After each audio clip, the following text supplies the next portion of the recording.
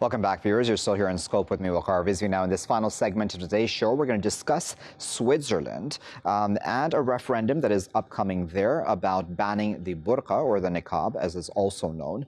It's something that Muslim women, those who choose to wear it, do wear face veils as well. There are varying, of course, kinds of it. There's ones in which your eyes are showing, and there are others which cover the face completely. Again, this is down to a Muslim woman's choice, and within this referendum that has been pushed for by right-wing party and politicians in Switzerland. This is now being put for a referendum. You'll remember that not too long ago, in 2009, voters accepted legislation by the same party and by the same group that is pushing for the burqa ban now to ban the building or construction of any new minarets in Switzerland as well. Let's discuss that a bit further. We're now joined by Dr. Baptiste Brodard, who is a doctor in social sciences and religious studies. He's joining us today from Fribourg in Switzerland. Baptiste, thank you for joining us today. What do you make of the referendum? From what I've understood, there are not that many women within Switzerland who actually wear the niqab. I mean, it's between 21 and 37. Good afternoon, sir. Thanks a lot to invite me here. And you summarized the situation very well. You remind that a bit more than 10 years ago, there was the vote on minarets. Now there is the vote on the niqab, even if they don't call it like this. And as you said, yes, there are just between 20 and 30 women in Switzerland wearing the niqab. So it doesn't concern a lot of people.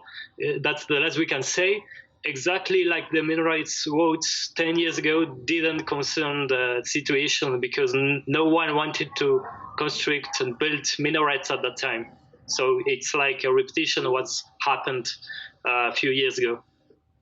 All right. So what the government has said, and I found this interesting, Baptiste, is that they're not only talking about the fact that this is against a woman's right to choose what she wears, but they're actually talking about how this will hurt tourism as well.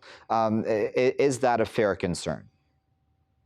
Yeah, exactly. That's the main concern they can have, or maybe not the most important, but one of them, because when I said that 20 to 30 Swiss women wear the niqab in Switzerland, that's very few. That doesn't count because we have a country with 8 million people, 500,000 Muslims here, and 20 to 30 women wearing the niqab is, personally, I have never seen such a woman here. But there are tourists coming from Gulf countries, sometimes wearing niqab, and they go quite a lot to different towns or countryside in Switzerland, and that will make a big issue for the government because they will send a bad signal to these people that they are not welcome anymore. And I think also that's part of economic interest for the country to try not to offend these tourists, these visitors who are welcome.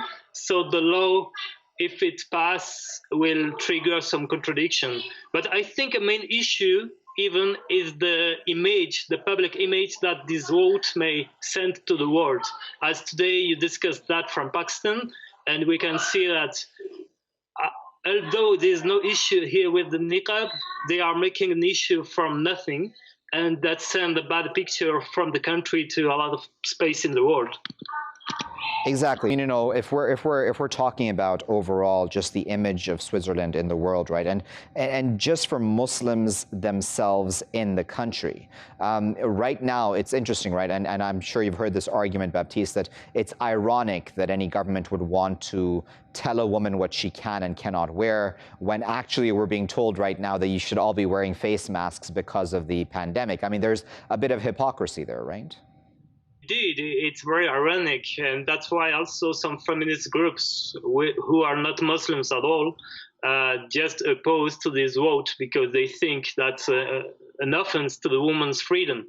And it's ironic because at the same time, the partisan of this law said that they do this in order to defend women's dignity, in order to defend the freedom of women. But the other camps exactly say the same thing. So the arguments repeat in both camps. It's the issue of women's dignity in both sides is the issue of freedom, is the issue of letting the woman making their own choice. And here we are in full contradictions in a lot of arguments we can hear. As the Swiss women wearing the niqab, actually in Switzerland, they do that by their free will. And the proof is that even the family doesn't wear the same clothes. So for instance, a woman who is wearing the niqab here has her parents or mother wearing just the hijab or nothing at all, and that's a pure personal choice, which shows freedom. And to discuss freedom, to try to prevent such clothes is a contradiction, I think. All right, so as a final comment then, Baptiste, before I let you go, what is the relationship, in your opinion, right now between Muslims and the establishment, the Swiss establishment, the rest of Swiss society? I mean, this sort of referendum makes it seem like, at least, that the relationship is not very good.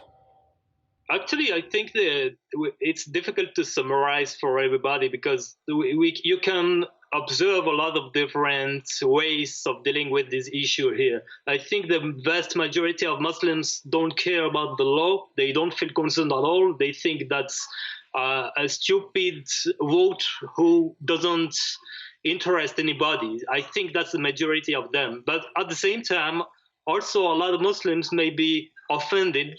They feel under pressure. They feel that they always have to face discrimination and new laws, and they don't know to which extent it will cease, to which extent it will go in the future. So that's why a lot of people talk about Islamophobia, while other Muslims, they may even vote against the niqab because they are opposed to this practice. But I think here the issue is not on Muslims. The issue is more about the public image the country wants to give, and the issue is about making politics away from priorities. Because again, as you said, as you summed up at the beginning, we only have between 20 to 30 people concerned by this law. So it's nonsense in terms of politics. Very well, Bab. Leave it there at that, but we appreciate your taking your time out to speak to us today and for sharing your insight with us. We were discussing there with Baptiste, who's joining us from Switzerland, discussing this upcoming referendum. It's set to happen on March the 7th. According to the polls that I've seen, at least online, this will possibly narrowly pass. Back in 2009, as I said, the minaret ban, the construction of new minarets, that is, in Switzerland, that ban passed as well by voters who had voted back then in a referendum as well. So what will this mean for Muslims going forward? I mean, what is the relationship right now between the state and the rest of society and Muslims as well? Why exactly are they in the crosshairs at this point in time? And the usual excuses about terrorism, etc., always come up. But is it fair to then tell a woman what she can and or cannot wear? Doesn't that sort of go against the whole grain of what these Western societies and a society like Switzerland, which for the rest of us on the outside would always seem like a society which would be held up as a moral authority for the rest of us to follow? Does such a society have a right to tell a woman what she cannot wear as well? That seems sort of ironic and sort of defeats the entire purpose of freedom, doesn't it?